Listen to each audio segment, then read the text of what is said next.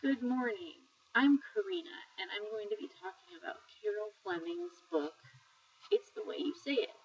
More specifically, her chapter 5 about unifying your verbal and nonverbal messages. This is Benito.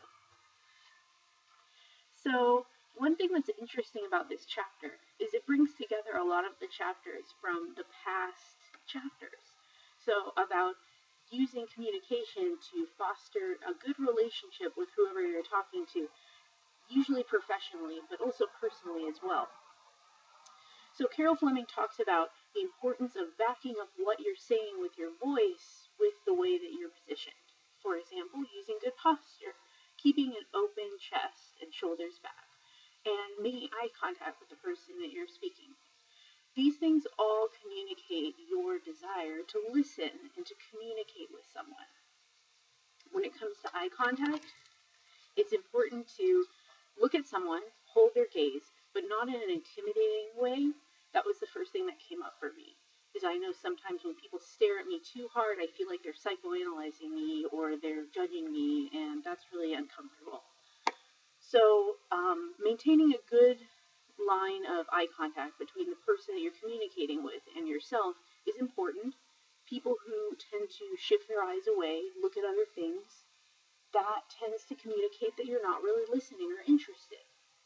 I think one thing that wasn't brought up in this chapter that we can add is that cell phones have changed communication a lot.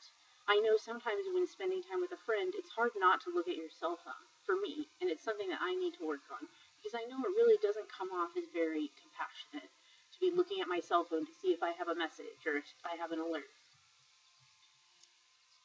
So she also talked about leaning in when you talk to people, about nodding. And I think another thing about nodding is you can take it too far. You can definitely nod too much. Some people nod all the time. And sometimes I notice when someone starts nodding before I finish the thought, and it makes me think, are you sure you agree with me yet? Because then I go in a different direction and they stop nodding and realize they were agreeing because they made an assumption about what I was going to say. So I think that's another interesting thing to consider. But overall, Carol Fleming has incorporated new ideas, and we can think a lot about how we use our posture and our body language to communicate with other people, to make them feel accepted, to make them feel listened to, and hopefully they can return that same courtesy to us.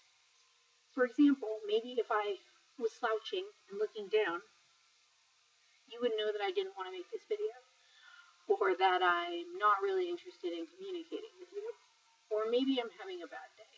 Those things are worth considering. In my line of work, as a health coach in a clinic where I work with people with chronic diseases, it's important to consider that there's many factors bringing people into an appointment. This is different because it's not a professional setting for them. For them, they're coming to seek help. But for me, I need to maintain open communication with my patients because most of them have dealt with trauma, most of them have mental illness, and all of them have chronic disease. So these things, considering, are really important in order to remember that you don't know where your patient is coming from, where your client is coming from, where your friend is coming from, your partner, your family member. People don't always say everything, and they don't need to. We should approach each other with empathy and compassion. The last thing I wanted to comment on Carol Fleming's chapter is her discussion about people's physical size and the way that we treat them. And I think that this is very true, and we could add to that gender. I'm 34, but people often mistake me for 21 or younger even. Maybe not so much anymore. But when I was younger, people thought I was in high school a lot. And I noticed the way that this affected how they treated me and how they spoke to me.